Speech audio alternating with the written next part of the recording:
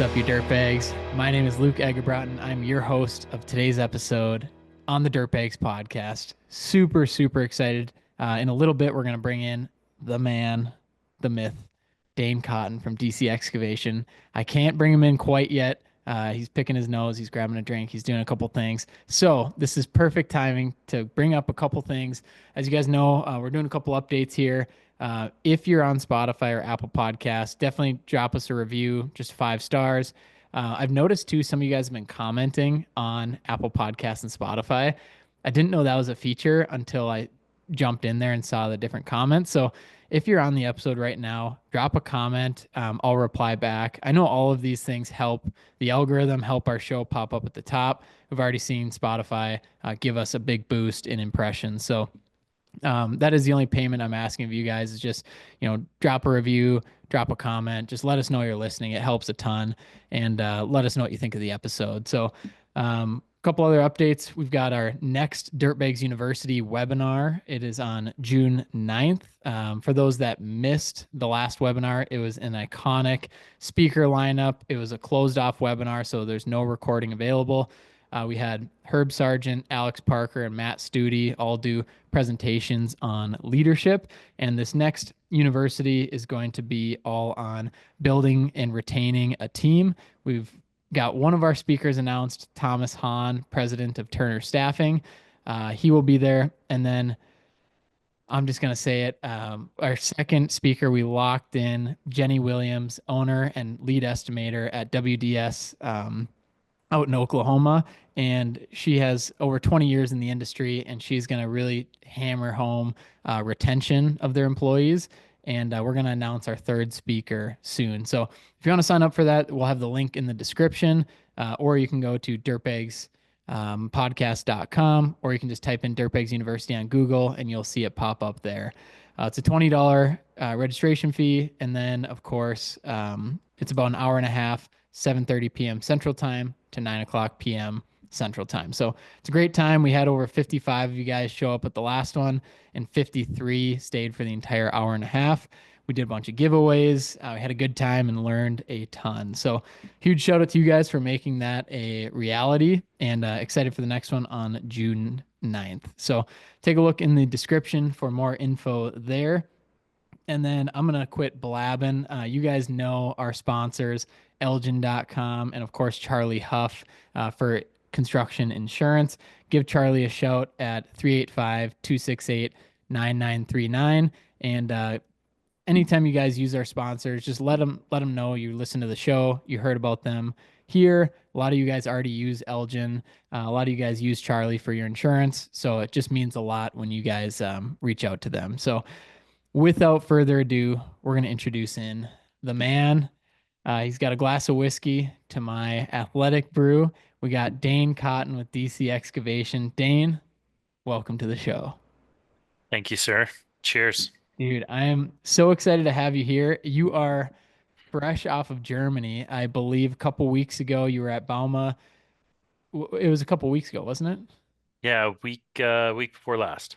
Yeah, you got a good tan going on. Yeah, How that was from today out yeah, exercising my privilege. there you go. So tell me, I've never been to Bauma. This is your second year there. Yep. To my knowledge, it's twice the size of ConExpo or something in that range. Man, it's hard to compare because Bauma's all kind of consolidated in one area. ConExpo's spread out over the different festival grounds and stuff, so Gotcha. it's kind of hard to compare that. Um, it is a little broader spectrum than ConExpo, I would say. There's, it seems to me, and I've failed the last few ConExpos as well to get through all the booths, but it seems to be like Yeah. there's a wider range of concrete cutting accessories and hydraulic motors and just every little piece of construction, our world of construction is exhibited at Bauma. There's just rows and rows and rows of exhibit halls, and they're huge exhibit halls, but I Mhm. do appreciate they kind of space them out by the genre of the construction space that you hold. So Like there's a hall there that had technology. So, you got people like Trimble in that booth. Yeah. There's a hall there that, like I said, concrete cutting materials. Uh, that's one, maybe two halls there for that. There's Jeez. Oh yeah, and it's just it goes on and on. There's parts for OEMs. So Yeah. like all of the switches and the joysticks and everything that you use in the excavators and dozers and loaders, the OEMs can source those at these shows. Mhm. So, a little bit on the development side of the machines, I never realized how many pieces are not built in-house and they're sourced from a vendor like that. So, which, if you think about it, all of the parts and pieces that even go into a skid steer, like Yeah. the manufacturer can't build all those pieces. So, it's a place for them to connect, and honestly, it's a great place to network. So, Hmm. So when you're there, is it Munich or where is it at? yeah, yep, it's O- in Munich, Germany. Okay, so when you're at a show like that, this might be a dumb question, but is it, what are most people speaking English or just all kinds of languages, or what do you see there a Man, language barrier? yeah, it's a mix. For the most part, a lot of them speak English, and Gotcha. if they don't, there's somebody right next to them that does. Gotcha. Of course, there's a lot of German because you're in Germany. Um, there's a lot of the Scandinavian companies are there, so you got a mixture of, man, just all the Scandinavian dialects and languages. Really, it's there's tons of people from Australia there this year. One of our buddies, Jimmy Starbuck, was there. Yep. Shout The out. boys from FTX were there, so it was really cool to see those guys. It was cool. I met a bunch of people from UK that I follow too. Barry Walsh, met him. That was really fun. Met Connor the digger driver there. Yeah. Met Yeah. Bearded excavator. So yeah, That's just some awesome. really cool connections. Uh, it's very diverse. It's like going to ConExpo, right? I mean, Right. you got people from every continent, less Antarctica there. Yeah. Maybe there's people from I Antarctica there. I I don't bet there know. are, dude. Yeah. Honestly, at this point. And Yep. yeah, I think it's so cool too that uh nowadays when you go to an event like this, especially you, if anyone's listening, you probably follow Dane, but if you don't, at DC Excavation on Instagram, you've got a big following, but you're very connected in the industry. And so people recognize you, but also you recognize other people. So when you go to a different country like Germany, you Yeah. probably run into like a good amount of people that you would know. Yeah, and it's really cool too because you get to see all these people that, maybe you've followed and you've seen their work and you're like, there's a few people that I can think of right away that I've met at these trade shows, ConExpo, Obama, you name it. Um, and it's been really cool to connect. There's it's interesting how many times you can learn just a little something from just watching how they do it in a different region. Like even our country, the regions are so split up. If you just watch if you just watch how they do it, say in the South versus how we do it up here Yeah. in the cold white North, it's a little different. Yeah. Oh man, I hear that all the time too, because obviously we get a lot of exposure with working with all different clients across the country, Yep. and excavation companies in Connecticut are a whole lot different than Montana and North Dakota, and also down in Oklahoma and you name it. So Yep. it's really cool for me, somebody being outside of the industry 5 years ago to now getting a little bit of a crash course from people like you and other people all across the country of not every industry, or sorry, not every region is the same. And Oh, it's there's very diverse. there's some areas too, which is super interesting where they can't build much more. You look Yeah. at some of the original 13 there out east, and it's like there's not a whole lot of room to build. So it's a lot Mm. of maybe renovating or demo and renovating or Yep. things like that. So it's been really interesting getting to learn a whole lot more about that, and I'm excited to dive in more with of course, how you got started. I know a lot of people listening know some of your story, but I'd love to dive in more on that. And actually, let's do that right now, just to give a proper introduction. Um, Obviously, you're out in Montana, started DC Excavation, I believe, back in 2016. If you want to take it from there, give me a little roadmap to how you started. I believe you quit your job and bought a skid steer the same day.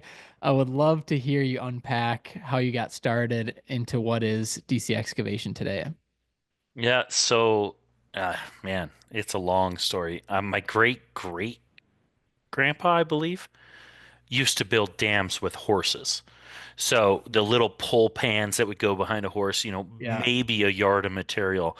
And that's how all these old timers built dams to irrigate and to, grow their hay for their livestock in the untamed West. At that point, most of the Western states had just become states. Like they had shortly been discovered before that. So, yeah, so kind of have dirt work in the blood.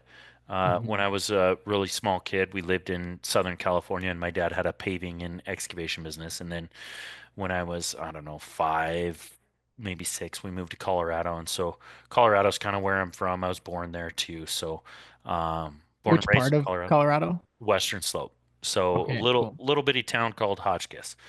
So, um, and kind of grew up doing dirt there. My dad had a dirt business then, and kind of worked my way up through the ranks and have plenty of time on a shovel, lots of time on a shovel. Yeah. But I've always operated, and I've always really enjoyed operating.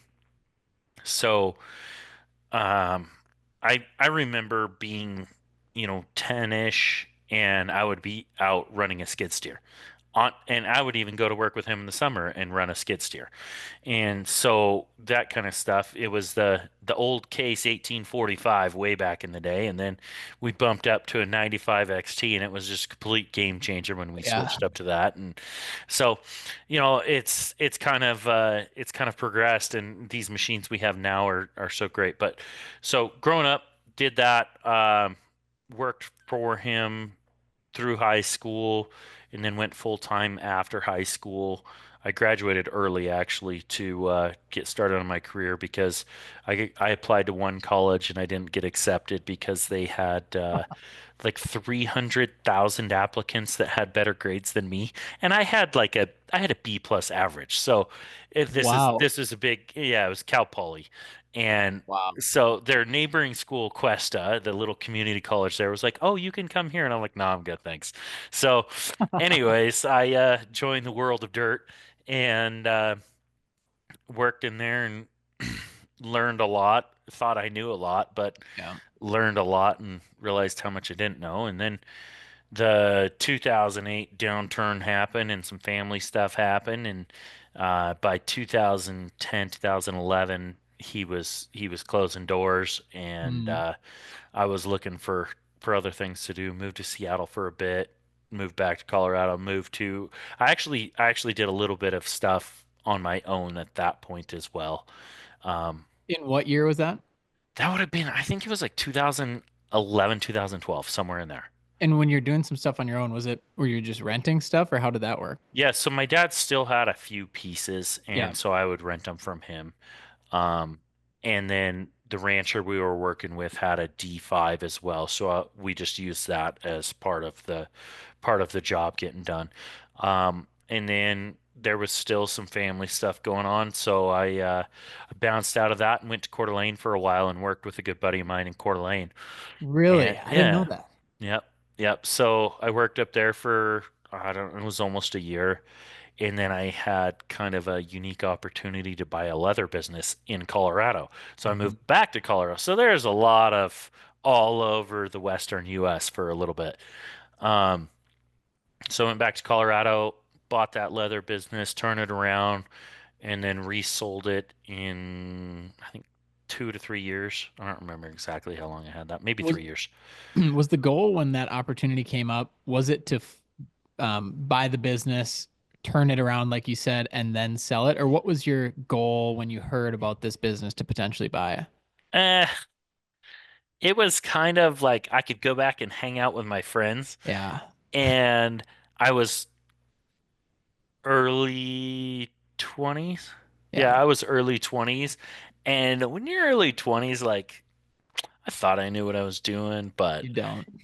you don't. No, And like, I'm convinced today I still don't even know. for sure. But yeah, man, it was just like an opportunity. It was like, sweet, yeah, I'm gonna go own this. Well, it turned out to be a pretty decent opportunity. I really like sales. Huh. Um, there was a lot of major flaws with what was going on. In fact, in your neck of the woods, there's still some stores that were affiliated with the leather shop that I purchased. So down in Old Town Scottsdale, No way. there is a store called the Buffalo Collection. And then there's also the Buffalo, I don't know what it is, right down the road from that, on the same side of the street as that. So, yeah, if you're ever in Old Town, Oh yeah, you there all the time. check it out. But yeah, so I used to sell leather, and then I moved up to Montana. Kind of was just over Colorado at that point. Moved to Montana in 2015. And when I was up here looking at it, I was up with a friend snowmobiling because you got to make sure that the snowmobiling's good when you move somewhere. Yeah. And it was good. And then I met my wife when I was on that trip. And so I was like, well, I guess I'm moving to Montana after all. And moved up here and had the leather business for, I don't know, I moved it all the way to Montana. And then I still agonized thinking about it. And then shortly after, sold it and it went back to Colorado. So lots of back and forth, Wow. lots of burning up the pavement. Um, and so after I sold that, I was working for a developer here in town. Kind of, I initially approached him about doing excavation for him, and he's like, "Well, I don't really have anything for you to do, but I own some machines, and you can come and run them for me." And I'm like, "Oh yeah, that sounds like a great plan." Well, that that was he fleeced me into doing it, and it turns out like we're still good friends today. Yeah. Um, in fact, he was texting me even today, just sending me a random joke. But yeah, we kind of worked like oil and water together. So Yeah. um, we we were working together once, and there was a certain situation, and I don't need to go into it, but I was over it, and I went back to the office. I'm like, look, man, like this was fit. And he said something to me, and I don't need to bring it up, but I just was like, all right, I'm done. Like Yeah. right then and there, I was like, I'm done. So I left. I actually left work early that day. I was pissed. He was pissed. Like we just needed to get out of the office together. So I left work early that day, and I went and bought a skid steer. And then I don't know, maybe Was this a cat 259? it was a 279, and it was the biggest piece of junk on the face of the earth. We'll get into that later. Okay. But yeah, so I went and bought that, and then I was just doing some side jobs. My brother-in-law here had a couple things he wanted to do at his house, so I did that, and then he connected with me some other people, and then actually like once I put my 2 week notice in, I put it in, I don't know, a week or two after I bought the skid steer. And he was like, well, because I told him, I was like, look, man, I don't want to burn any bridges. Like, I Yeah. appreciate you and your brother and what you've done for me. Like, I really do. So, like, I don't want to leave you guys in a lurch. He's like, okay, well, how about you stay through the end of the year? And this was in February. And I'm like, no, I don't think that's gonna happen. I Yes. said, look, like starting a business in January is not the best thing to do. So Right. I think we need to call it like, how about May? And he was like, how about the end of June? And I'm like, okay, Oh. that'll be fine. So I was done, and on July 1st I started my first job, and it was actually for him. So Hmm.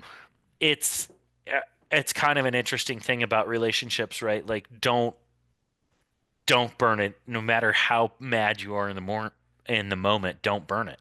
Like it just is not a good plan. So, and it turned out good, and we've done a few projects since together, and we still get along. So started that July 1st, 2016 was like my first full-time get her done. I actually was just doing some paperwork for a SAM account with the government, and I had to pull out my articles. My articles are dated February 4th. So that was like right when Yeah. I quit, because I went and I filed all sorts of That stuff, and I day. was like, man, I'm doing it. So um yeah, and but I went full time because I had switched to a 410 schedule, so I would work Friday, Saturday, and most of Mm. Sunday. Um, which was also beneficial to me. Like he saw what I was trying to do, and he was a proponent of it. And I actually did some work for him while I was still working for him, just on Friday, Saturday, and Sunday. So that was kind of a cool deal. And then through working for him, I met a bunch of people. Um, and then my brother-in-law's in the industry here, like I said, so I knew some more people through him. And then just honestly getting out to events and talking to people really, really grows. And you, you got nothing to lose, so you may as well show up and hand them a card and be someone that they're going to remember when they're in trouble. So, did that my first year. Kind of just kept at it and had a couple people work for me. And first guy was contract, so I didn't have to deal with comp. Second guy wasn't, but a couple of friends. And just gradually progressed through the years. I actually did a project for Studi before he started Sapphire when he was Really? working for a different GC. So I met Studi that way through a different friend of ours. So Wow. yeah, he was a PM at that point, and it was kind of funny that things turned out the way they did. And yeah, so um, kind of just progressed. We've gone from starting with one skid steer in 2016 to now we have I don't even know 20, I think 28 pieces of Man. machines and 27 people on payroll, and um, none of them are my family. So Yeah. there's That's that. Uh, so yeah, it's busy, man. It's busy. We we did a 20-acre subdivision. We're just kind of going through the final phases of that right now, with a bunch of finish work and prepping for asphalt. And then after that, we're going to be off that project. We're currently on the Bozeman Airport doing a bunch of mhm. demo and some expansion stuff there for the Bozeman Airport, and just those kinds of projects, rock and rolling. Yeah, it's so cool to see, there's you go from, 2016 to 2025 and it seems like just this big jump and it's all been, you're going to keep going that way, but it's not true at all, of course, because there's so many hills and valleys in the middle of there too. So but you mentioned something very important. I think that first year of what you had to do to kind of get your name out there, and it's Oh, like, dude. and I think you mentioned something that I think is very important. It's like, what do you have to lose? And I think about that all the time. It's like, this is your shot. This is your business. Let's go make it happen. And if it doesn't happen, it's likely your fault. You know what I mean? Well, There's so much you s- can do. so there's, I'm sure you know who Jocko is, the extreme ownership, all that stuff. And I don't know if it's in the book or I think it is in the book, but um, he just talks about like, if not us or if not me, then who? Yeah. Like sometimes there's nobody else to do the job. And sometimes you don't want anybody else to do the job. So there's a role to fill, and sometimes that's what makes a huge difference. We're working for a contractor right now that we came in, the owner had a falling out with a different dirt contractor, threw him off a job, and that was this guy's primary dirt contractor. Now we're his primary dirt contractor because we came in, picked up the slack, and really took off. I was just out with him today repairing a water line that they hit a yard hydrant and broke the 90 off down in the muck, and like we just went out and fixed it for this guy because it was like that's just what you have to do. Sometimes you Yeah. just have to get dirty, and I didn't have anybody else to do it, so I went and did it. Yeah. And it's like, well, sometimes you just gotta do it. So, Yeah. And that's how you get to where you want to go. And I'm going to switch hats here a little ah, bit. But yeah, that's uh, better. speaking of, yeah, I got to get the DC hat on. So it made me think of this. You and I were sitting right next to each other when we saw Jocko in person, That's and right. it was at Yep, the Dirt World Summit in Houston, the yep, first the year they first did one. it. And man, if that doesn't, I've of course read Extreme Ownership before that presentation. Jocko went for 3.5 hours in a presentation, and we were all like dialed It was in. great. So it Like was, honestly, I could sit in that all over again. But honestly, we heard from JP Donnell. We yeah, heard uh what Marcus was Sheridan. what was the what was the lady that works with him? What's her name? Um, she spoke there. What was her name, Luke? You can't put me on the Oh spot like this. man, I can't man. remember what I had for Anyways, but breakfast. anyways, that whole entire group, like they're all part of that. And it's like, that feeling is just contagious when you're around that is contagious and those people like you want to be around it. That's Yeah. what you want to be around. So, yeah, I was really excited about that. And then honestly, like getting some time with the rest of the BuildWit team there was cool too. Yeah. Um, you know, had a good conversation with Randy Blount, and I'm kind of doing some of the stuff as painful as it is that he's suggested in some of their mediums, and just weeding out some machines. I am a hoarder of machines. I love machines, and I will buy machines all day long if I can, but utilization is kind of important for that. I was just gonna say, is it the So, utilization rate? yes, Yeah. yes. So my precious 352 is going to go down the road. Oh We man. have a couple machines that are idle times way too high. Those are probably going to go down the road because we're looking at why it's high and Yeah. what's causing that. And so, you know, it's easy in a booming economy Yeah. to get to a position where like, yeah, I can do that. That's great. But then the minute there's a hiccup, the minute there's, something along the way, you're like, okay, now what can I cut? Because I don't want to be fat going into this. And that's Yeah. that's kind of what I want to do. Um, the 52 is amazing. I've been loading trucks with it and it's killer, but it takes a mountain of dirt to be moved in order to keep that thing busy because you can chew through it so fast. I got a 5 yard Craig bucket for it that's just a stricken 5 yards. So when it's heaped, it's like six and a half, and you can Mm. load a side dump in under 2 minutes with it. And so it's like we're shipping trucks like crazy, and you can make some money doing that, but you have to have tons and tons of dirt to move to keep that thing busy because I don't want Right. it to sit for even half of the month. Right. Like it needs to be working. And so that's where I'm yeah. Yeah, I think a lot of it too is, and you mentioned alluded to this, is in a booming economy, you can get pretty sloppy with your numbers, your Oh, payroll, 100%. your software, like whatever it is. And then when the tide does go out, you see who's been skinny dipping, Yep. and yeah, you don't want to get caught with your pants down, and you want to make sure that, especially when the times are good, that is the time to like tighten things up to make sure that we are implementing systems and procedures and ways to grow and scale, but also do it in a way that is smart, that is scalable, and Yeah.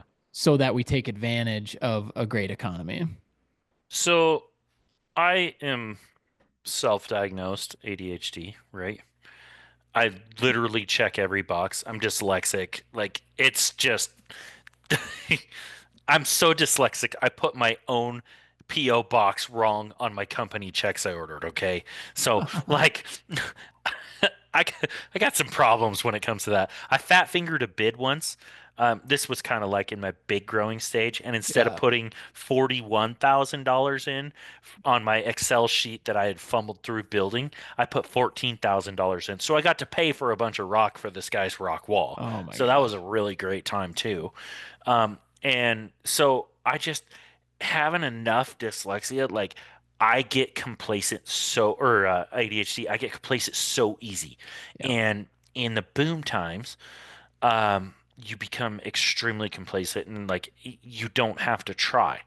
And then fortunately with ADHD though, and I don't know anybody watching that has it, I'm sure will relate. I love chaos. Yeah. So when things are a disaster, like that's where I shine. And so like I've already gotten a few solutions coming down the tube because we kind of just last week I kind of was like, all right, we're changing everything. And so I've already got some solutions rolling. We got some machines moving. We're reaching out for different markets and stuff and so we're kind of day 3 or 4 into that right now, Yeah. and it's good. But I think being afraid to change got me to where I'm now am. I guess not being afraid, being complacent about changing, Yeah. right? Got me to where now I'm like, okay, I have to do this, and that's not fun, but it's also able to get through. Yeah, one of the best benefits, and of course, not saying you guys are a small company by any means, but any company under 100 employees is you have the benefit to be agile and to make changes Yep. from the top down pretty quickly.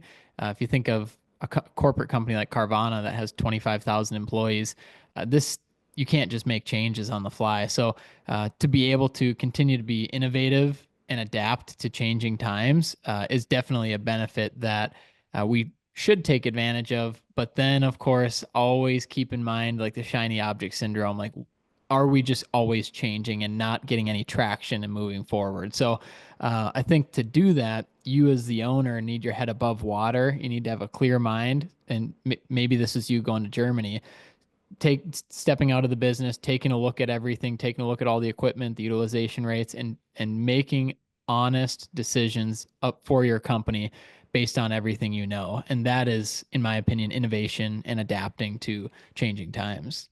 Well, yeah, it's interesting you say that about me going to Germany because I really feel like when I disconnect and when I'm out, I do so much more for my business um than I do when I'm here.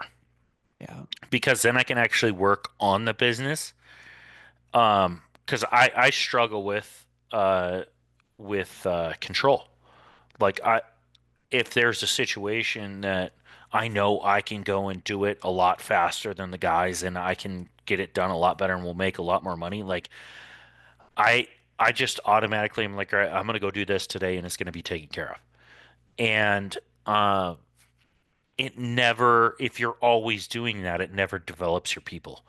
And so that's kind of one of the hardest parts for me is saying, hey, like, so and so is going to go take care of this.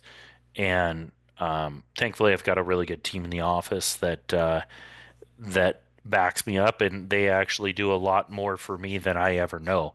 But like, I know what it takes to do it, so I know they're doing it. I just don't hear about it. They just get it done, Yeah. and I'm really grateful for that. But yeah, it's a man, business is a fickle beast. Yeah. It's amazing. And it's also one of the worst things that you could do. It's It's like, it's it's a terrible idea. I don't know why anybody was ever like, yeah, you should be self-employed. Like it is a terrible idea. oh my But gosh. I had the we had Micah Tisver on a couple episodes ago from Crush Mode, and I flipped the question on him. And all the times you ask like, what's your favorite part about running your own business, things like that. I asked him, I'm gonna flip it on you. What was your favorite thing about having a job? And he's like, dude, the I could go on and on. A consistent paycheck, being yeah, able to turn it off at night, yeah. going to kids' sporting events, but it's so true. There's very few people that can own and run a business, especially in excavation. I don't even put my business in the same class as what you guys are doing. But it is incredible the amount of emotional, physical strain that goes into this day in and day out. And I get a front row seat myself in our business, but getting to work with guys like you and all over the country running these businesses, and it has to be done. That's the thing. It's utilities, especially underground utilities, storm, sewer, water, whatever it is. If we can't just stop working on that, and I think that's a big conversation in the industry is labor shortage, and then the generation that's retiring. So I don't know if you have any thoughts on the next generation and kind of what you've seen, but also the generation that's retiring. Man, it's a deal. Um, we we have a pretty young crew. Yeah. Um, I've got a pipe crew that's all under 20, or sorry, under 30. They're in their 20s. Most of them are in their early 20s, and they're absolute rock stars. Um, they crank the pipe out. They do a nice job. We don't have we don't have failing tests. We Part of my issues I have right now are because we had a pipe crew that was not a couple pipe crews that we didn't always pass tests. We didn't, and there's lots of different issues. Ultimately, it all comes back to being my fault because I wasn't on them checking Yeah. them all the time. Um, so I've learned a lot, paid for a lot of lessons. But yeah, these younger guys coming up, we've got some guys that have had zero experience.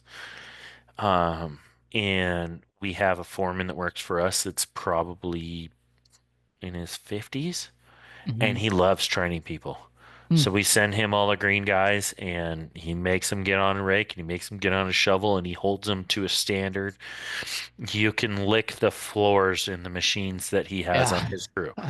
The windows are clean, the machines are clean. It's just the standard that he drives. So we send him to him first, and he kind of beats all that stuff into him. One of the kids came to us from he's actually on a different crew, but he came to us from Taco Bell, and Really? he's killing it. He's got the desire to do it. Another kid doesn't have to do a whole lot, and he's still out there killing it as well. So we have some really really great kids that are coming up, and we're really happy to have the young guys we've got. Yeah. I So have on the flip side had some that are atrocious. yeah, definitely. I was gonna say you can't mask the bad all the time, but No, I've got a question for you actually because I think you're in a very interesting spot in the country where you oh, think it's like, terrible. yeah, you think Montana, you're out in the country, you're out in the sticks. You are in, I believe, one of the most touristy areas. So not only are there not a lot of In the people out freaking there world. in the world, not only are there not a lot of people out there to pick from to come work with you, Yep. the cost of living. So how do you navigate that? If you can give us some examples, because if somebody wants to come out to Bozeman, I mean, you're battling against people that are buying their third vacation home out there. Yeah, and I mean, that's a real deal. Like 50% of the population in Bozeman does not have to work. So if you just think about that number, our median home price during the peak of COVID hit $950,000, like for a three-bedroom, 2.5 bath house Wow. on like a tenth of an acre. You reach out and high five your neighbor as you're taking a dump. Like it's it's not. I don't know. Honestly, I used to try to hire everybody that wanted to come to work off of Instagram because we have beautiful views. It's a great place to live. Like we Yeah. do. It's just insanely expensive. Yeah. Um, so I used to hire anybody that would come that I could get to come off of Instagram. And now I don't I make a practice of not hiring the people unless they want to be here for Montana. Yeah. Because if they want to be here for Montana and they want to be here for the Bozeman lifestyle and they got buddies here and they want to hang out, we can work with that. Yeah. But if they want to just move here to work,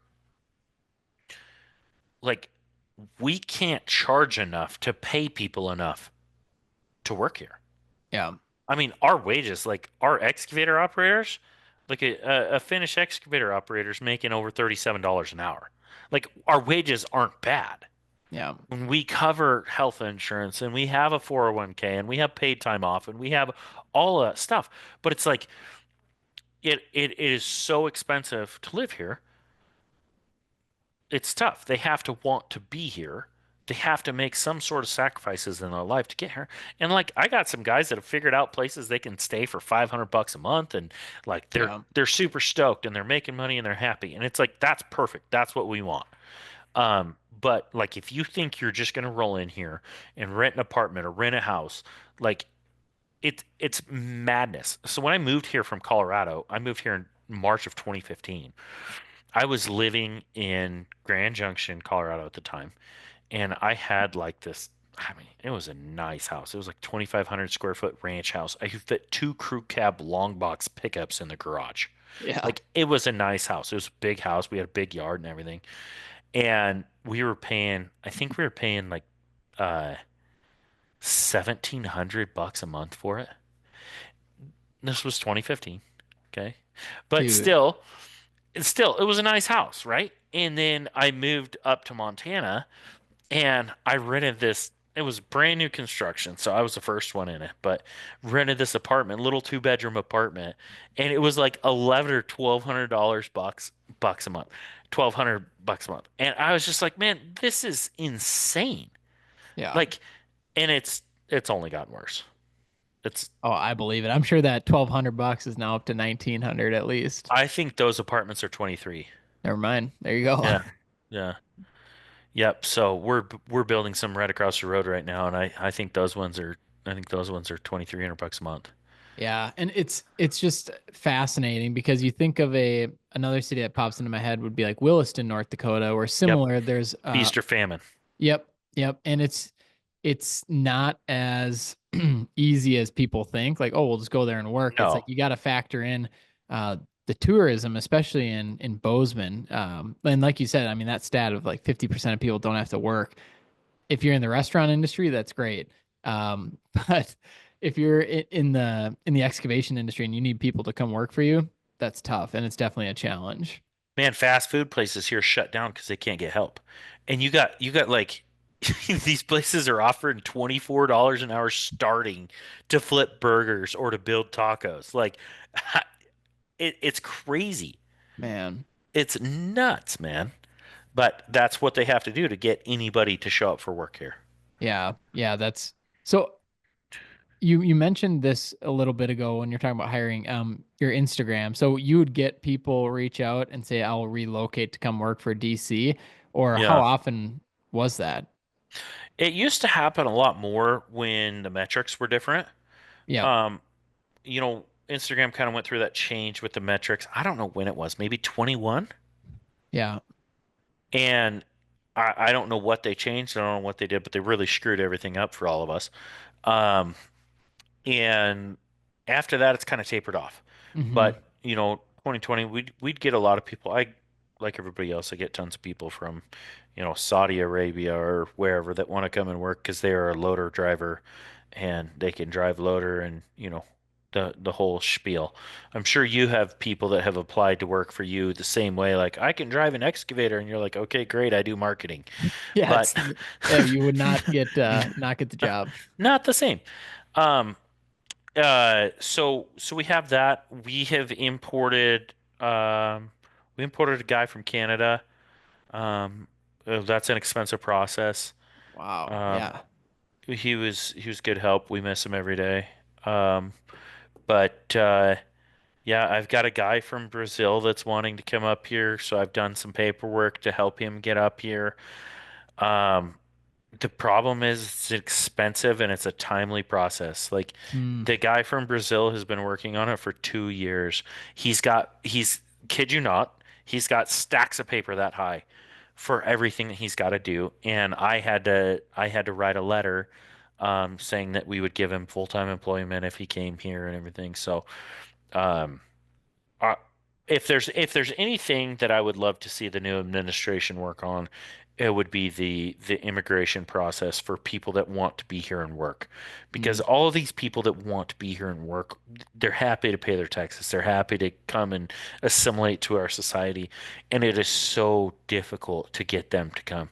I've got a lot of people from Canada that want to come and work, and it's like, man, it's not worth it. It's over $10,000 just to get them their initial visa to come. mm. And there's paperwork after paperwork after paperwork. It's just $10,000 in lawyer fees. And so then you get your visa, and once you're here for 2 years, then you can apply for your green card. And it's just like then after your green card, you can apply for citizenship after what, 10 years? And then it's like another, $30,000 to do it. It's like they make it so unattainable, it's not even funny. Um, and I understand like they make it to where people want to be here, like they find a way to do it, but it's like, there's an easier way we could do this Yeah. Do you ever get people that want to move to Bozeman and start their own, but kind of sub under you, or is that ever a thing? all the time. Okay, I get interesting. people, I get, it's probably at least 3 times a week that I have smaller Oh, guys wow. reach out and say, oh, hey, yeah, if you have anything you can't do, let me know. And it's like, come on, guys. And I've tried it, and it does not work well. Do you It think does it not work doesn't well. work well just because they're not ready to take on that type of responsibility of like, if I give you the shot, you have to nail it. You have to be on time. You have to do it right. and then there just isn't that level of detail or the level of systems or technology in their company? Or what are your thoughts on that? Yeah, I mean, we each have our own set of standards, right? Right. So, like, my standards are probably different than most people's standards. And, the way I talk to customers, the way I treat customers, the way I treat prospective business, like, it's probably different than the next guy. It's probably different than you. Um, and so, like, that's the beginning of where it doesn't work. Yeah. And then when you get into the fact that some of these guys really shouldn't be doing it, it makes the little problem that much bigger. Um, and it it can be a very large issue. Yeah. Yeah. An example I think about in my industry, I guess the marketing world is, everyone always says, Luke, why doesn't Phaser do on-site photo and video, like drone footage and photography and all that? And for one, What are it's, you talking about? You're going to be here next week doing that. I What? mean, What? well, I'll do that for fun, but Oh, okay. and so one thing is for one, it is a totally separate business. But two is the liability. If let's say I'm contracting BuildWit or Luke Pepper Creative or some video marketing agency in construction, but I'm branding it as Phaser, there are different standards. There are different legal implications. There are so many liabilities. And for me to make what how much money? A few $1,000, 10,000, 20,000, 100,000. Like the number doesn't add up to the risk that we would take. And the main risk is against my reputation and our reputation. So I feel like it's very similar in the construction industry where if you bring on these subs, that's great. But if you're vouching for them and they're doing work for you, the standards better at least line up close enough so that you can continue working together. Otherwise, you get burned a couple times and it leaves a sour taste in your mouth to want to do it again. Well, and that's really where it's at. Like, it only. Oh, you better get another one. You better get another Can one. I? Go Here, for it. Go for it. start telling a story and I'll grab another beer. Oh boy. Well, I ran into a situation where I had somebody that worked for me that wanted to go into business, and it's now kind of the talk of the town because he burned so many people. And you know, I took a chance on him, and in the first month he had gotten either kicked off or asked to leave um, a few different projects. And so they were under me and it reflected on me. And so that standard that I set wasn't being met. And it reflected on me in a very poor fashion. And I even lost a couple customers out of the deal. So yes, meeting that and making sure the qualifications there are good. I'm kind of a firm believer in owning your own space, and so like if I screw something up, I'm going to take care of it. Like Yeah. I will go broke doing it if I have to, but I will take care of it. And that's just because you paid me to do the job properly. Now, if there's an issue with the engineering, if there's an issue with that, then that person I also expect them to be held accountable. But in my realm, I want to own my space. And so when you have somebody that you're going to partner with that isn't in that space of mind that you are, it gets really, really expensive and really detrimental to your business in a hurry. Yeah, and I think I think a lot of people underestimate how much work it takes to get to a point where you can um, hit that standard that maybe you're looking for. And it's also difficult communication wise too. Sometimes it's not great for their business because they're spending time and money trying to make it happen, subbing out work for you. But it's one of those things, like I don't fault anyone for reaching out and asking because it could be their next ticket and their step up in the industry that they need and the work that they can do a great job on. But Yep. I also see it from your side too, where it's like 3 times a week. It hasn't worked out in the past. You respect it, but also at the same time, you got to run your own business and hire it in house and keep going from there. So it's a tough situation to be in. Well, and there's some guys that are definitely the exception, right? There are some guys that I would be 100% on board with, helping out and getting them going. Um, but if they associate with other people that I don't know, Yeah. I automatically I pull it. Um, and it's just, you know, everybody can figure their own way out. Uh, I feel like I wouldn't say a gift, but it's a privilege to have somebody that wants to help you. Yeah. And thankfully I've had some people take a chance on me. And so I always, whenever they do, I check in with them and say, hey, like, I want to make sure that you're happy to have recommended me to do this. Because I don't want to put something out that you're unhappy with because my name is on this, but you're tied to it as well. So Yeah. I want to make sure that you're happy with it. And so you can get through quite a bit of strife in a hurry if you just take that extra step to make sure everybody's on the same page.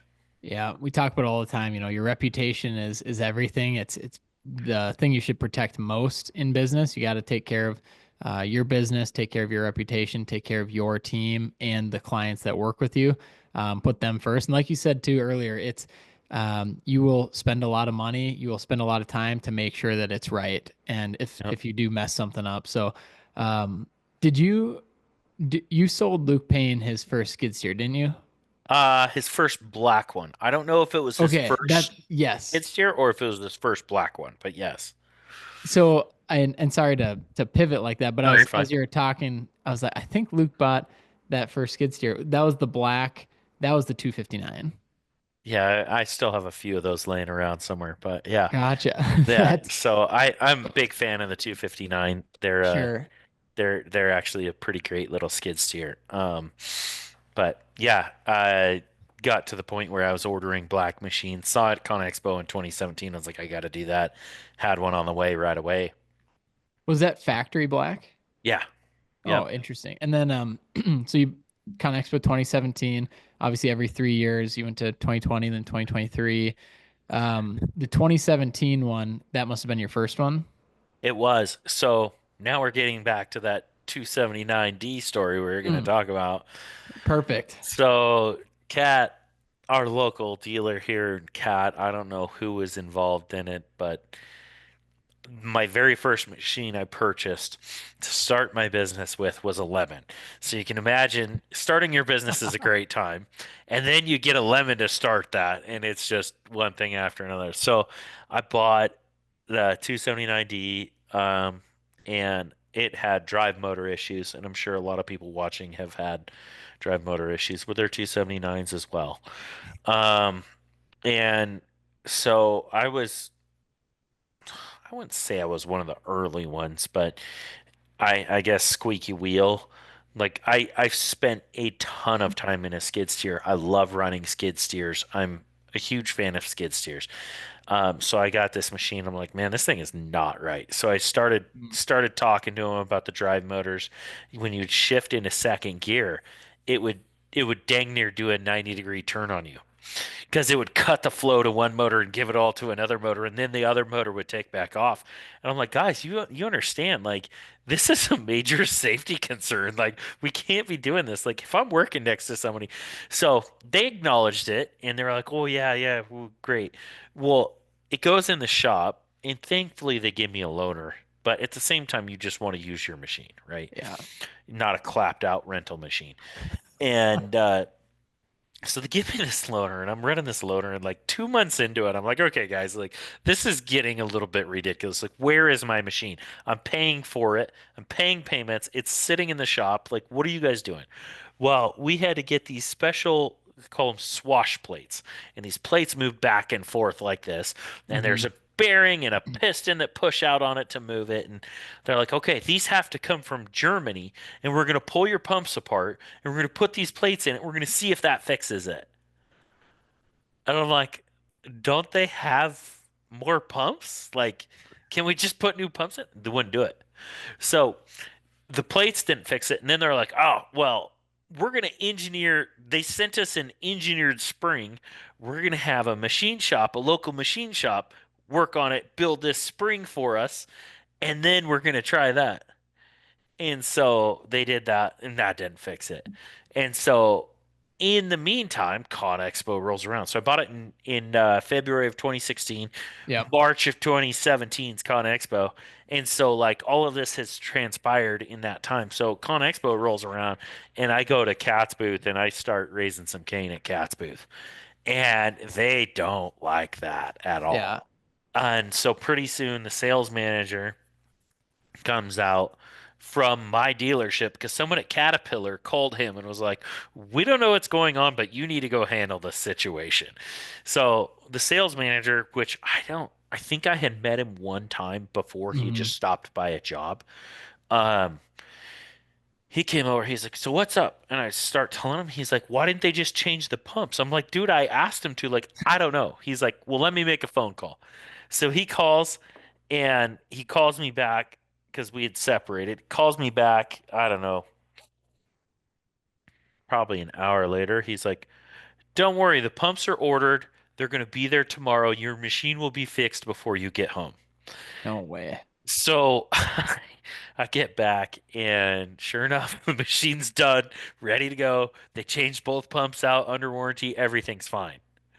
And I'm like, okay, this is ridiculous. Like, and so, yeah, anyways, things transpired more with that dealership, and now I don't do business with that dealership anymore. But Yeah. So at Con Expo 2017, you also bought the 259 knowing you'd come home to the 279 as well. so I actually bought a black 299 before I bought that 259 that Luke bought for me. Gotcha. Gotcha. So I bought a black 299 XHP with the forestry, kind of the first forestry edition they did with the auxiliary cooler and then the guarding and everything in a mulcher. Yeah. And I mulched for a bit, just to kind of help some customers out. And we actually might have some more coming up for that same guy that I was mulching for. Um, but yeah, it's bought that one. Man, I've bought probably 8 black skid steers now. So I usually keep them 2000-ish hours Yeah. and then get rid of them just because they're really tight. I build those bucket guards on the back of the buckets. It keeps all of the crap out of the bushings and it keeps them really tight. They're in good shape. We usually try to run them through most of their warranty, and then at that point we get new ones. So Yeah. Is that kind of a double-sided thought where it's like for you and your business, you'd rather have everything under warranty, and then once it's up from warranty, it's kind of like, pass it on, but then it's a great machine for somebody else that just doesn't have the warranty. yeah, Yeah. yeah, it's an ever morphing business model for me. This last year we hired a full-time mechanic, and Mm. that's the first full-time mechanic I've had. So, um, before I was doing it, and then I had another intern kid that was doing some, and so like I realized that I haven't really touched my tools besides working on my snowmobile since I've hired this mechanic, and it's been awesome because I didn't realize how much of my time was actually spent working on machines, which I really Mhm. enjoy. I really enjoy doing mechanical things. It's kind of therapeutic for me actually, but I didn't realize how much time I spent on that and not doing other things I needed to be doing. Yeah, I think that's an interesting point I want to stop on right there. I think Will Schuler with Willpower just hired a full-time mechanic, maybe it was a year or two ago or so. But Yeah. when you get to that point in scale in your company, if you, I guess, would you do it around the same time? Would you do it earlier? Because you No, obviously, I tried a long time ago. oh, you did. I Okay. just I couldn't get anybody that I had hired some previously and they didn't make it very long because Yeah. again you have that standard of what you expect, and if they don't hit that and the delta's too large, it just doesn't work. Yeah, and there's got to be a point too where you have to have a certain amount of equipment where there's got to be work for them to do on a consistent basis. Right. Otherwise, they're just sitting around and you're paying a full mechanic salary. Yeah. Well, if you're a harebrained moron like I am, there's plenty of stuff for them to do. My precious John Deere scraper I bought off the internet auctions last year is enough to keep anybody busy. Yeah. I bought this scraper. It's a cherry scraper, man. It had 1,100 hours on it when I bought it. It's a 1999 motor powered scraper from John Deere, elevating scraper, 762B Series 2. So it's like probably one of the last scrapers they built. Um, the biggest problem is it sat for 20 years. And so anytime a machine sits, like everything dry rots, and we've had cylinders where the packing has rotted out of the inside of the cylinder. And so we built a hydraulic table, so now we got our own hydraulic shop going in our shop here. And he's repacking cylinders and he's doing we replaced a bunch more lines. When I first got it, we replaced a bunch of hydraulic lines. I replaced all four tires. Now he's replaced pretty much all the rest of the lines that we didn't Yeah. replace the first time. And so it's looking like a good 2025 season for that old girl. But yeah, there's plenty of work to do if you buy machines like that. The newer Yeah. equipment with the warranties is really nice. Um, During COVID, there was quite the shortage on machines, so you wouldn't really get a loaner machine if anything went down. If you have a newer machine now, a lot of dealers are pretty good about giving you a loaner if something breaks down that's going to be down for a while, and you know, uptime is key for a lot of people. So as far as the mechanic goes, though, I would have been okay hiring a good mechanic probably in 2022, Yeah. and we just finally did it last year. So. Yeah, because that's something where it's probably a difficult position to hire part time for. If I'm, Oh yeah, 100%. yeah, it's got to be like a full At that point, time. you just use a contract mechanic. Right, exactly. Yeah. So, probably makes the most sense as the owner. Ideally, you're doing a lot of the work, but then you get to that tipping point where it's like, okay, now we're ready for a full time mechanic, but you need enough pieces of equipment, enough work to do, and of course, enough revenue coming in to pay for that position. Because, and I don't know how you looked at it, maybe you just saw the need, but sometimes you'd look at it as like a revenue generating position. And for some people, it's hard to see that in a mechanic, but it totally is. Like if your machines are down at all, if you look at the maintenance cost, if you look at the warranties, if you look at the utilization rates, no matter what, having them always running and always running at their best, and also the resale value, I'm sure, is increased when you have a full time mechanic. Yeah, and there's a lot of stuff that you don't realize that you miss if that's not your deal. I mean, being a Yeah. mechanic is a trade in itself, right? Like I dig holes. I want to make sure the machine has oil, has grease, has a clean air filter, and other than that, I'm good, right? Like, Yeah. but there's so much more to just the upkeep of those machines that he takes care of and that he does, and the back office side of it, where you know all the telematics, because these machines offboard a ton of telematics, but you really need somebody that can focus on that because like no one person can run the fleet, run a business, and keep up with all of that data at the same time. Well, I guess I shouldn't say no one person. There's probably somebody out there doing it and killing it, but I am not that person. Yeah. So Let's just I be can't honest do there. that. Yeah. Yes. I love it. So, love this conversation too, bringing it not just talking about technology, which I want to touch on next, but talking about, these different positions that you may need to hire in your business. And I think that's one that we don't talk about enough is that full-time mechanic. So, I want to touch on embracing technology. I know, probably since the start, you've always been interested, but also apply technology to DC excavation. Obviously, tilt rotators, GPS, training and safety, a killer website. Oh yeah, Eh, those website guys. Whew. yeah, Everybody no, should check out Phaser. hey, there we go. Clip that. They We'll use will that. they will put up with a lot, I will tell you that much right now, Our because our I am not the ideal customer. our team loves working with you. You'll jump on the strategy calls. You got your headset on, which is another piece of Uh, technology. Got your headset on. You're just out Running a jumping around. machine. So awesome. But talk a little bit about, and I don't know, which direction you want to take first. I can't remember if it was Trimble first or Encon, but what got you into it? How have you seen your efficiency improve?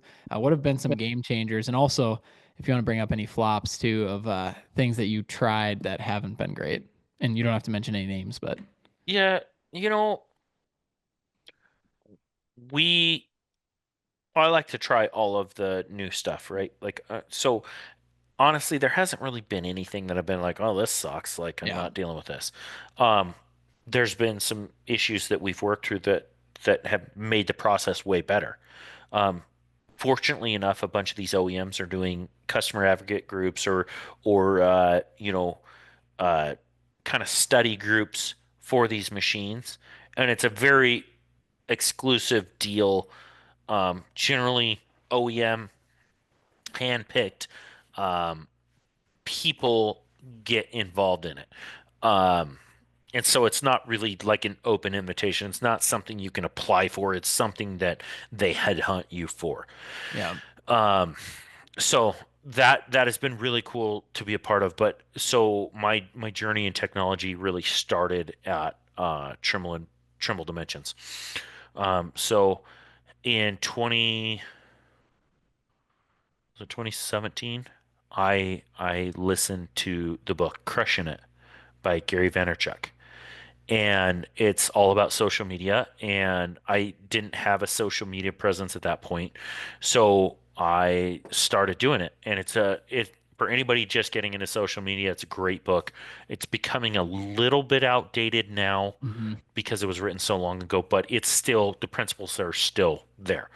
Um, so I listened to that book and kind of just did a little bit of what he was talking about and kind of started getting on the map via social media. Well, through social media, I saw, um, you know, some Trimble stuff Hmm. on different mediums, but then I also saw Incons. And I saw Ryan Goodfellow from Rock Structures running his John Deere excavator with this Incon on it, and he could slope the ditches, and everything was safe, and he could put the bucket right there, and he could turn it and work around the pipe and do all sorts of stuff. And at this point, I'm doing a lot of the stuff by myself, or I have one helper or something. And so I was like, man, this would be huge for me. Um, so I talked to Ryan a little bit online, and then I had contacted Incon and ended up ordering two Incons. Um, and so got that going, and then so that was kind of would that have been maybe that was 2018 that I saw that. Hmm. And then um, I had got my first big house excavation in Big Sky, which is kind of like our mini version of Aspen here. Um, and so I was like, man, the only way to do this is going to be with GPS. So I had reached out to my SciTech dealer, SciTech Western States, and I was dealing with a guy named Caleb at the time. And he got me set up with a Basin rover and kind of walked me through some stuff. And it was, man, you don't know how much you don't know until you start messing with one of those. And it was really the only way that I could do that project though. And I dug a lot of it by myself. My dad was working with me at the time and we had done some stuff, but I pretty much was running the machine by myself, and I would hop out and check because this excavator didn't have GPS on it. But it was I had demoed a new cat excavator, a new 323 with the new cat 2D grade control on it, right? They had just released it and it was a disaster. The grade control was terrible. Um so I'm running, but I had figured out how to kind of make it work. And I'm like, oh, this is cool. This is great. So I bought the GPS and I think I had uh 110 hours on the excavator for the demo. And the demos, they only want you to do like, 8 to 10 hours on the machine. Right, right. I had like 110 hours on the machine. And the salesman's called me and he's like, man, you're really running that machine because they could see it Oh, through the yeah. telematics. He's like, you're really running that machine. I'm like, yeah, it's a great machine. It's wonderful. He's like, how much longer do you think you're to run that machine? I'm like, man, I'm not done yet. So I kept running it. He called me back the next week. He's like, all right, we got to do something about this machine. Yeah. Okay, great. What do you want to do? He's like, well, you either got to buy it or like you got to rent it. I'm like, nah, I'm not going to do that. I was like, how about you give me a brand new one? I said, but I want you to order it bare stick. And he's like, why do you want that? I'm like, well, that's the next part. I want to order an Incon through you. And he's like, what is that? So I ended up ordering the first two Incon tilt rotators that Western States Cat ever put on a machine. No way. And so I got a brand new 323 and a brand new 310, which I got the very first 310 you should talk to Dervin about that because he's still Yeah. bitter about it. I got the very first 310 with the Incon setup. They actually bumped his install to do mine, which No, was no way. terrific. Oh yeah, it's a great story. Um, but first 310, first 323 that Western States ever set up, and it was a really cool deal. PO from Incon was out. He's a Swede. He's like 6'5", 6'7". He's a huge dude, right? Yeah. And he's out there with these teeny little wires, wiring it all together and making it all work. And comes out and gets it all set up for me. And it's been wild from there. At one point, I was up to 7 Incons at one time, and I mean, it was a lot. We had a lot of machines, a lot of guys working all over the place. Right now, I think I have 4, um, but we're getting ready to set another machine up with another tilt rotator here pretty quick. So, but yeah, so that Trimble paired. So Yeah. I bought the base, and then the first machine I set up was um, a D6K. So I had a D6K, and that was kind of the machine where I was like, I think I'm gonna need some technology on this. Like Yeah. I can run a dozer, but I'm not great at a dozer. I can run an excavator just fine. I don't I don't need as much help in this as I do in the dozer. And setting that D6K up, like you don't know pure bliss until you run a dozer on GPS. Like Yeah. it is probably one of the funnest things you can do still to this day. Like it's a magical deal when you hit that little yellow button and it takes off and it does its own grade. Like it is a cool deal. So got that set up shortly thereafter. I set up the 323 and my 310, and it was just a downward spiral from there. Now we've got guys digging pipe on GPS. Mm. Um, I've got I've got a few videos out there on YouTube. It's DC Excavation on the YouTube as well. Um, I've got a few videos on TikTok, DC Excavation there too, that have gotten quite a few views. I try to post little tips and tricks about it. Just last night, I was still measuring up a bucket. So it's like it's Yeah. it's it's an ever-present piece of our business. Today, there was some stuff I walked guys through. I use FaceTime all the time to walk guys through things on the rover, and just working through the process. It's not really something you learn until you do it a couple times. So we work with them through and through, and a lot of the guys have iPhones, which really helps because then I can FaceTime them and use that technology to fix the other technology to keep us going. Yeah. So with Encon specifically, I know that you guys aren't just customers of Encon. You know, you guys are very involved with helping Encon and being boots on the ground with them. And I believe, correct me if I'm wrong, you guys actually meet up together in person, like you, Riley Bell, Dervin, like Ryan. Isn't there like a group that you guys are kind of working together Yep. and Yeah, there's a group of they call us brand ambassadors. okay. That's what Incon label says. We work the show, like we work Con Expo. They'll have different events. We host demo days. We didn't do one last year. Right. That's Brian right. Brian did one last year. We all went out to Brian and Beats. Tony with Bob Dietz and Sons. Um, we all went out there last year, and that was really cool to get to go out and see. And it's kind of a community. I mean, the whole dirt world's community, but like the tilt rotator group is a little different group too. It's people Yeah. that want to be on the front of technology. It's people that want to be investing in, really, you're investing in your employees with this because um, it makes them more efficient, Yeah. and it makes their jobs a lot easier.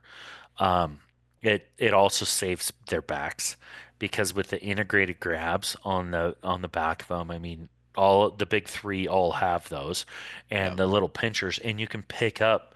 I mean, you can pick up a pop can with it, a full pop can or liquid death. Liquid Death shout out. Yeah, Mango Chainsaw. yeah, mango chainsaw today. You can pick those up and not even pop them. And so the reality is like you can do things with a massive machine that you try to do it with a bucket and a thumb. Sure, there's some guys that can, but the majority of them cannot do that. Yeah. Um, so I don't know. They a lot of the guys that we get, the younger generation, they see that stuff online and they're like, "Oh, you have those? We want to work there." So kind of back to that topic, having the technology and having the kind of the handy tools, it also brings employees. Yeah, and I try and think of it from an employee's standpoint of wouldn't you want to go somewhere that is forward thinking, that is trying to win, that is pushing their marketing, that is pushing their technology, that is pushing their equipment, their people.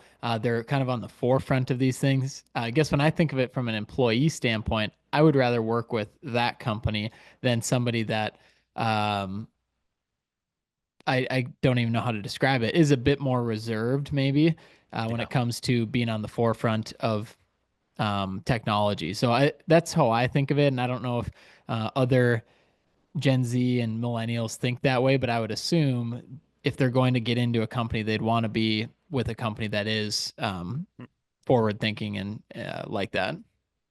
Yeah, and I mean that's how I am.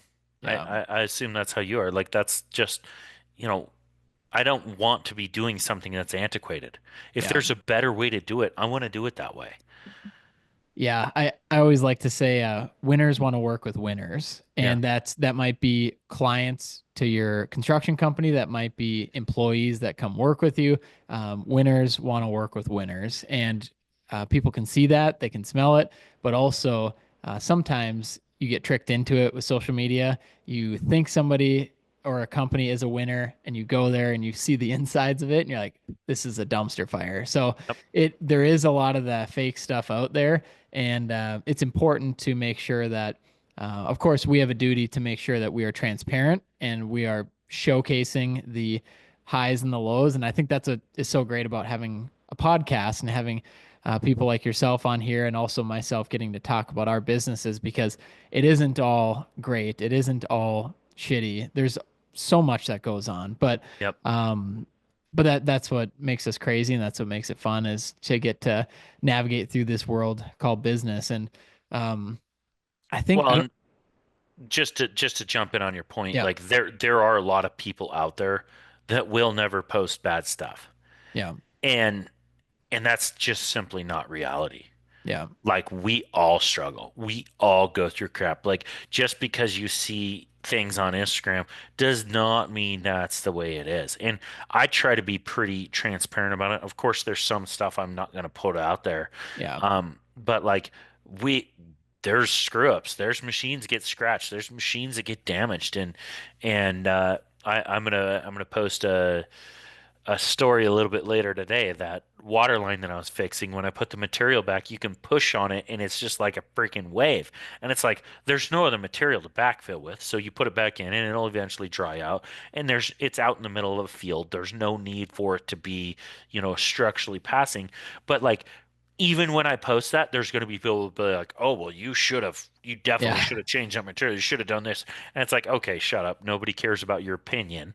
yeah, Like, yes, we understand that. If this was going under a nuclear reactor, we most certainly would have, but it's yeah. not. It's in the middle of a wheat field, sir. In So, Montana, in yeah. Montana. The keyboard warriors. I'm sure you get a ton of those, and just with how your brand has taken off over the years, and it's it's funny because you can never win, right? It's Oh, if no. if you post something good, if you post something bad, they will attack you no matter what. And that's just, you got to have fun with it. I Well, think that, I used to get worked up about it. yeah, But now, like, I posted a video a couple weeks ago. The guys were putting some storm in out at the Bozeman Airport, and I posted a video of the excavator setting it down in the hole. Well, they already have a piece stuck into it, but what the internet doesn't know is that the square box culvert was built at the prefab place incorrectly. So we had them out that entire day. They're out grinding this whole thing out, trying to get this pipe to fit, and they got the pipe in there and they got it wedged and they got it fit just right so they could go and set it and then stick it in. And it's yeah, like, so the internet doesn't know that, but they automatically assume that, oh, well, you're putting this in without running your pipe into it in the hole. Like you should just run your pipe into it in the hole. And it's like, yeah, we would if they built the box properly and we had enough room to move the pipe around and do that, but they didn't. And so like they don't know that. And so like it's changed how I comment online too. I mean, I was gonna say, do you reply to those? Like, do you explain your side I of the story, used or to. I yeah, used to, but it doesn't matter like you were it saying. doesn't It at doesn't all. matter. Like you cannot be correct with those No, people. you're always It gonna be does wrong. not matter what you do. And it's the same thing with brand, right? Like we have a great partnership with John Deere. We love doing stuff with John Deere. We love how John Deere is taking the bull by the horns and they're turning this tractor company into a technology company that works with tractors, right? Yeah, And so I deal with a lot of stuff there. The tariffs, the manufacturing. There's a lot of stories out there that are just not true, that somebody's paying for these stories to be put everywhere. And I have a really good idea of who's paying for it, and they are the culprit that is actually doing what they're putting the stories out there about. But it doesn't matter. At the end of the yeah, day, people are going to like what they like and they're going to use what they use, and that's really all you can do. Like I'm going to show you some really banging features that you guys are going to want to have. I got this little 326 P tier loader from John Deere that has a telescoping boom and it's freaking awesome. Like it's cool. There's not really a whole lot of other ones out there like it. But like even then, I'll post it and they'll be like, "Oh, well that's made somewhere else and that's this." And it's like yeah, I don't care. I'm just using it to put stuff up on my mezzanine and to take stuff off of top of shipping containers, and it's great. yeah. Like it works great. That's all we have to deal with. So, Yeah, yeah, and I love that too because every company you could dig something like that up. Every product, no matter what it is, 100%. it's and so just sticking to it and yeah, it's just funny how when your brand grows like that and when you do have a following, you just see so much more of it, more of the BS, I Yeah. feel like. And it comes out of the woodwork and especially in construction. I don't know why this is such a hard hit industry with the keyboard warriors, but everyone is an expert. Man, I can't tell you. I thought there was only one operator that was the best operator west of the Mississippi, but I have had three of them apply for me. So I don't know. Apparently, there's three of the best. Yeah. Yeah. I mean, that just fits right in with that. Like everybody's got their own opinion and they're the best at this and they're the best at this. And like, I, I just, yeah, it's tiring, but after a while of dealing with it, you start to see those people from a mile away, and you're like, Yeah. okay, here we go again. This one's gonna be fun. Yeah. It's no surprise at that point. No, no, So, a couple more things I want to dive into. This, I know we're over a little bit, but this has just been gold. Dane, thank you so much for being on the show. For anyone still listening, go give Dane a follow at DC Excavation. we We are didn't gonna scare them off yet. no, they're still listening here. So shoot them a message on Instagram. Just let them know you listened to the episode here. And of course, go check out our sponsors, Eljen.com and Charlie Huff. You can check them out. Let them know you've been listening to the show.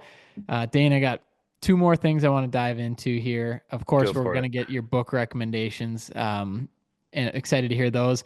But as we're talking about, John Deere, Encon, Trimble, and I think what you've done has been super interesting. And I'd like to bring up even Travis from Silkstone. I think you guys have a different mindset towards partnerships and brand deals and things like that. And I think it's very interesting. I don't know if that is a strategy that you use or if it has just kind of come as your business has grown. But if you want to touch on some of the brand partnerships you've done, because it's not that you're just shouting them out here and there. You've actually strategically sat down with them and put pen to paper and said, like, how can we work together to improve, be a focus study, work with others to improve this product. And I think that's very interesting. Like I said, Travis has done something very similar. And if you want to touch on that, I think that would be freaking awesome. Yeah. So I am gonna start by saying that I am ever learning in this Yeah. industry. And what we're doing is kind of uncharted territory. Influencer marketing is a newer type of marketing that really is not.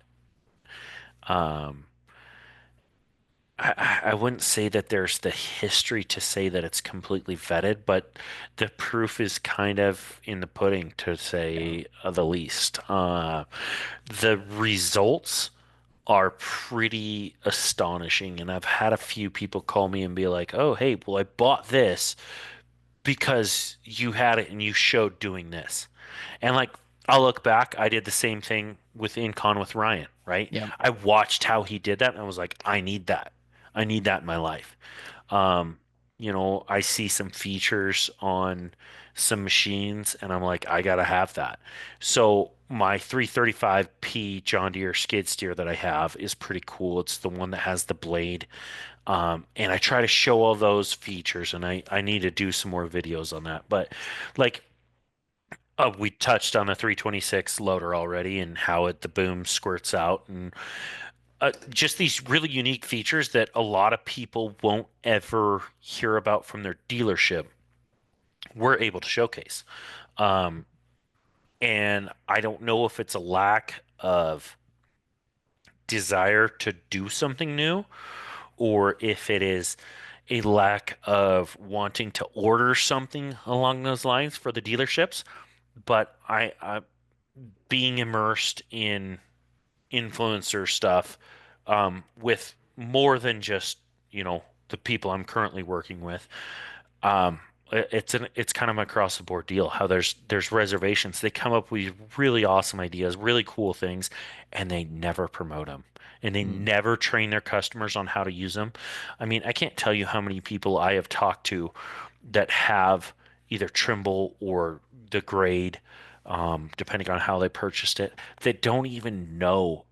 I would say a quarter of the features that they use, and so that's why we try to do it.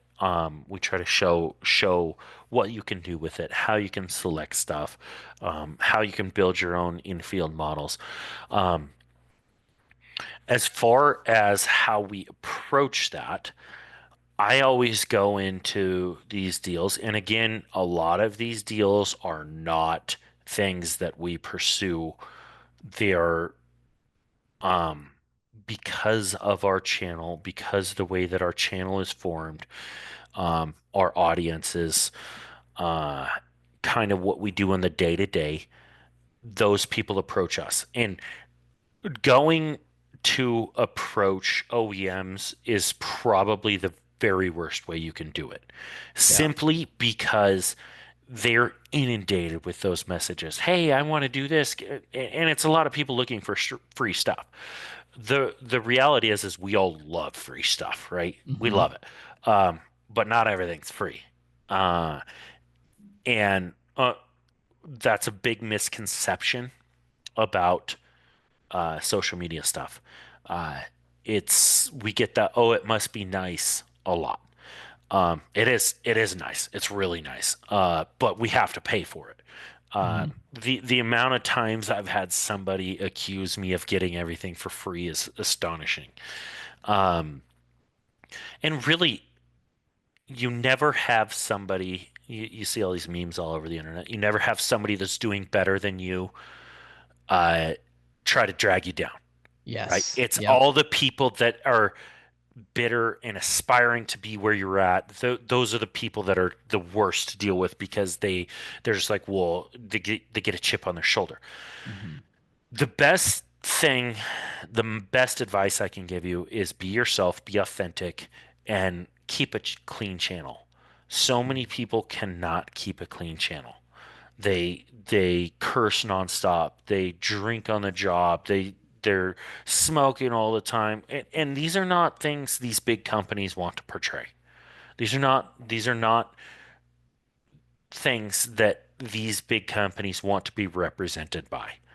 Um, and it's astonishing how small the field is for them to choose from if you Yep. really look at that stuff.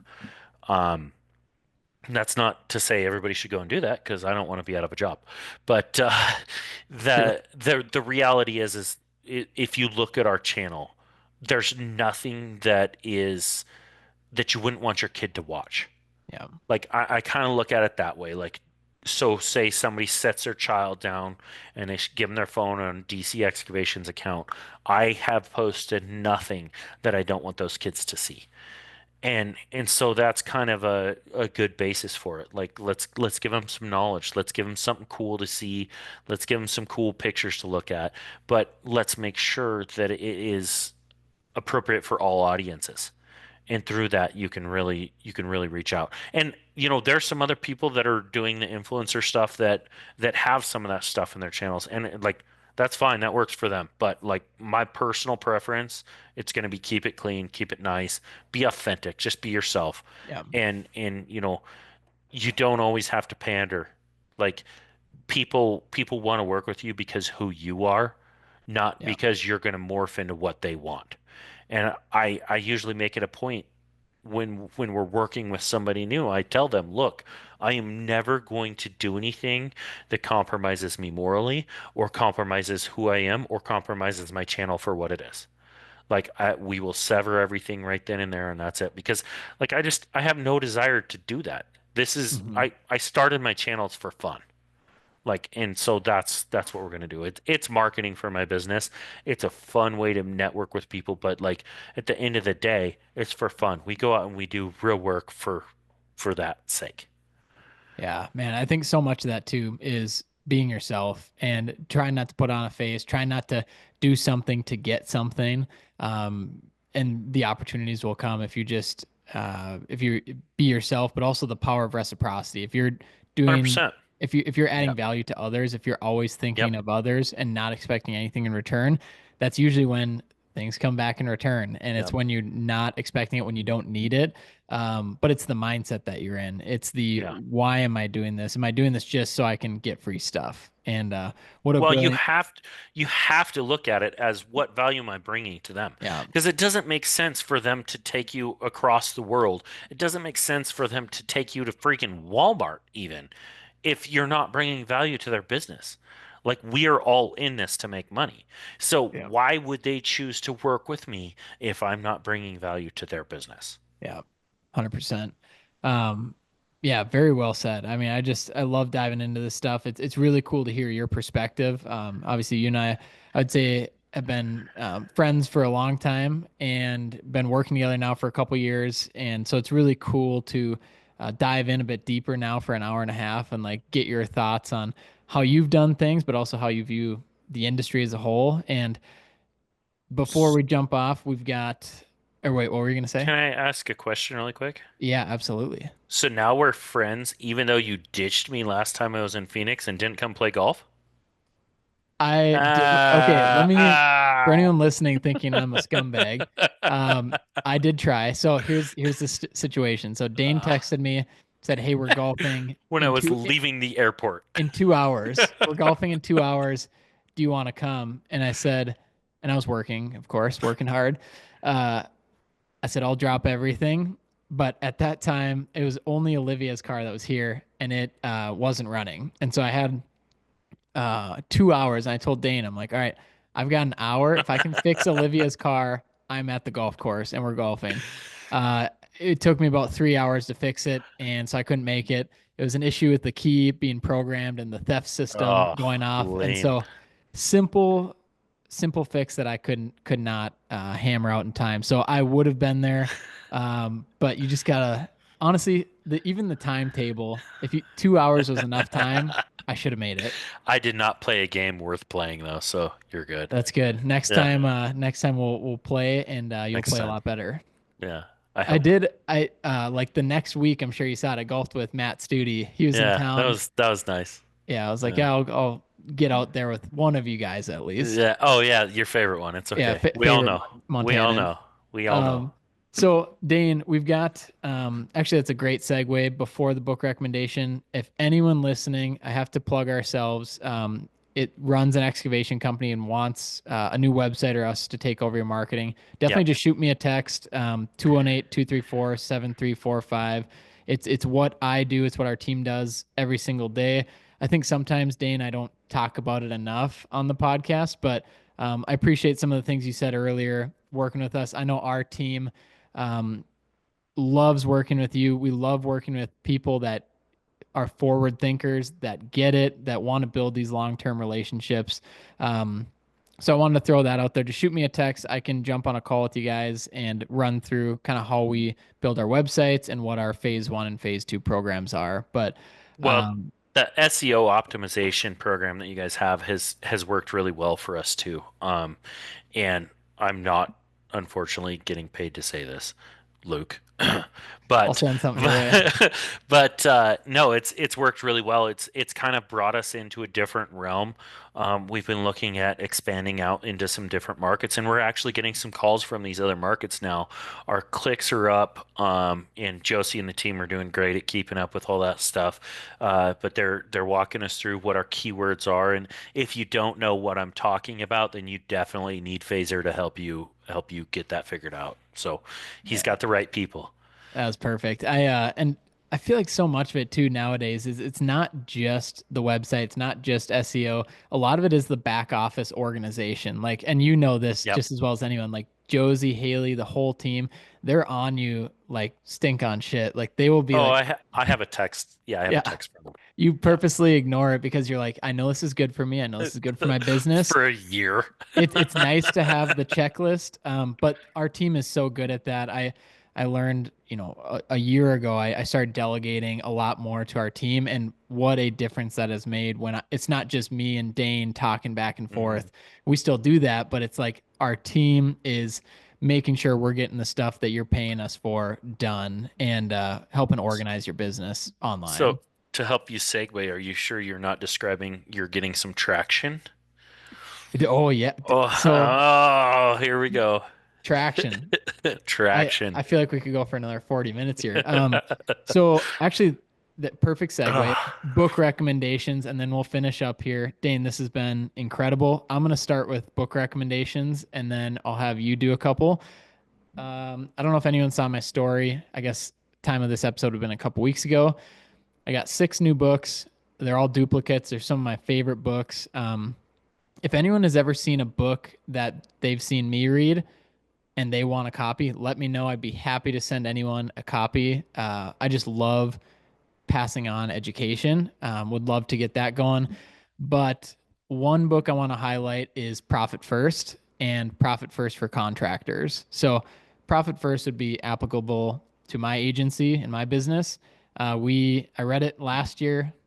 I loved the concept, but I didn't implement it. And then read it again 8 months ago and implemented it. And it's really, really helped me with, um, well, for one, making a profit. But most importantly, what I've noticed is when we do our quarterly taxes and our year end taxes, all the money is in the government tax account. Like it's already pulled out of the business the second we get it in the business. So that's helped me a ton. Profit First. If you have read it, I know a few of you guys listening have. Sam Custer with Custer Earthworks, he runs it. And I know it's just a great, great system. So Dane, any book recommendations you have before we jump off here? I actually I want to deal with Profit First too. I've never read it. Um, I'm gonna try to find it on Audible though, and Oh, it'll be my next step. Audible. So that was the first time I listened to it. It's a great Audible listen. And I Yeah. believe Mike McCallowic's, you'll have to let me know because I would listen to Mike McCallowic's version and then the Profit First for Contractors, which is a separate book. And then you can kind of compare the two. But I would definitely go with Okay. that first one. Okay. Um, so I listen to a lot of books. I don't really read a whole lot. Just it's easier. My brain works better that way. ADHD things. Yeah. Um, honestly, kind of, I think a great basis to start with is Extreme Ownership by Jocko Willenick and Leif Babin.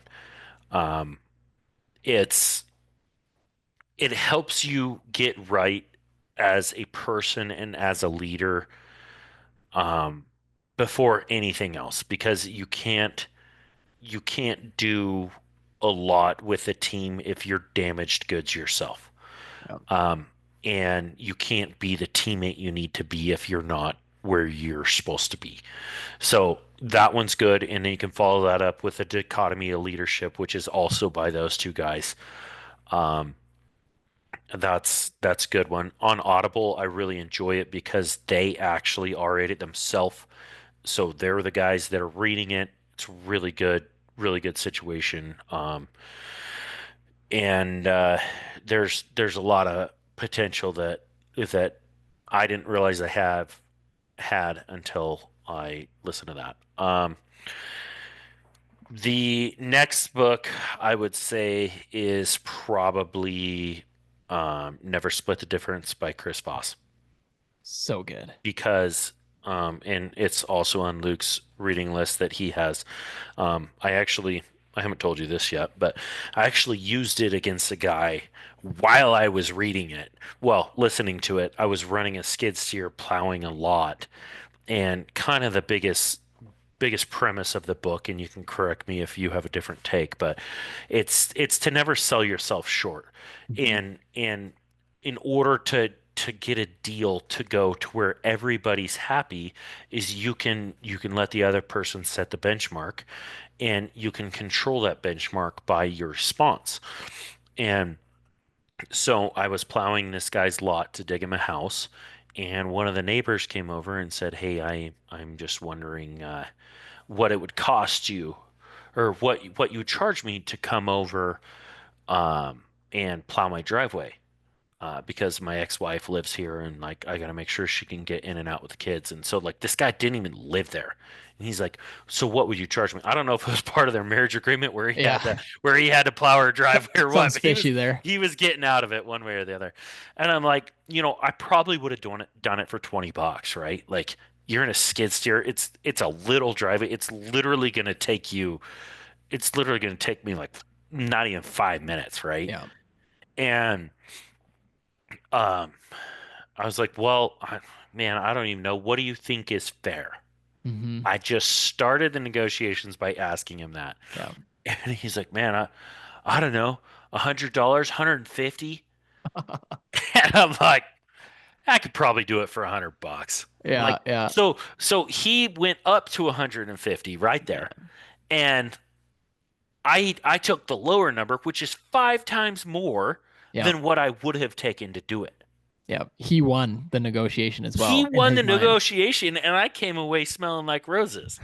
So, so it's got a lot of those principles in there, and I've told a few of my buddies about it in the dirt Yeah. world. I don't usually share that book with a lot of people, but the developer I actually used to work for when I started this is the one that shared that book with me, Hmm. and it's been a really good book to know.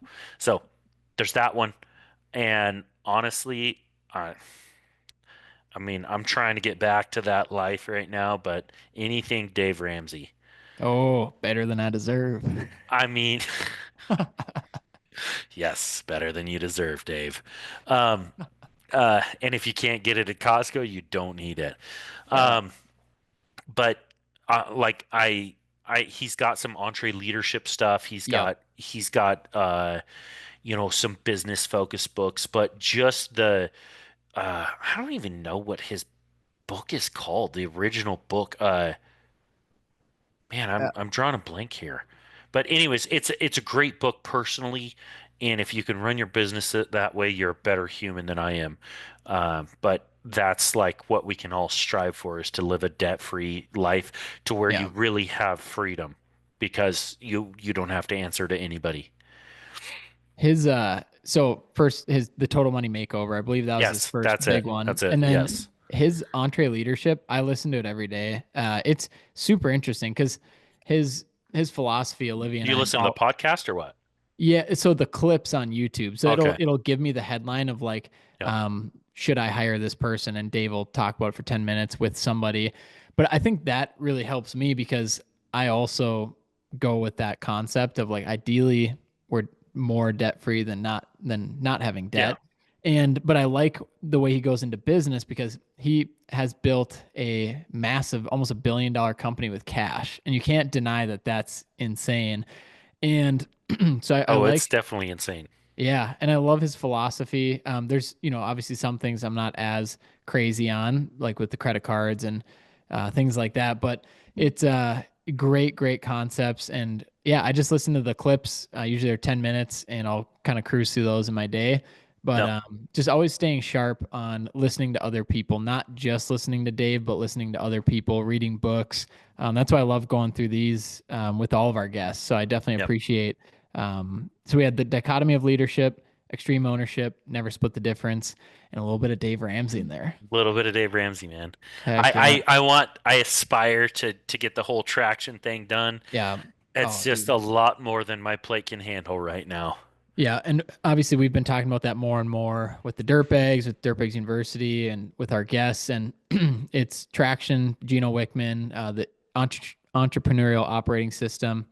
You and I were talking about this before we started, but it is a bite size. Like I'm trying to eat the elephant, one bite at a time. You've done it a couple times. You've tried to do it. I've done it a couple times. Tried to do it.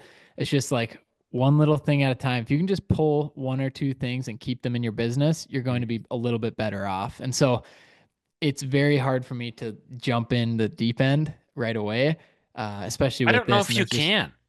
Like it's hard. I don't know if you can. I got a buddy in North Carolina that turned me onto it 3 years ago, and he's still implementing it. And it's like it is a huge deal Yeah. to. I mean, it essentially erases everything you've done and redoes it. Yeah. And I will say, and then we'll wrap it up here, I promise. There are certain parts of it that are very easy to implement today. Like, for Yeah. example, there's this scorecard metric, and it's just like Yep. how you, and then also your meeting setup, like your agenda for your meetings, little things that would improve your business a little Yeah. bit that you can Never have implement. a meeting without an agenda. Yes. And even Yes. too, what we're working on is our VTO, so our vision traction organizer. That's just basic things like your core values, your 10-year, 3-year, 1-year visions, your core focus. So what is your niche? What is your purpose? Just things that we should know anyway and go through with your leadership team. But yeah, we're taking baby steps and it's still Yeah. exhausting. I mean, Yeah. Well, I'm rooting for you, buddy. thank you. It's more of an undertaking. Like I've listened to it twice now, and I just like, man, it's a lot to take in. I think what I need to do to implement it is going to be listen to a chapter, Yep. and Implement fully. not only do you need to listen to the chapter, like your whole team has to be vested in it. Yep. And so if you have issues on your team, they will show up immediately. So you got to be Yep. ready.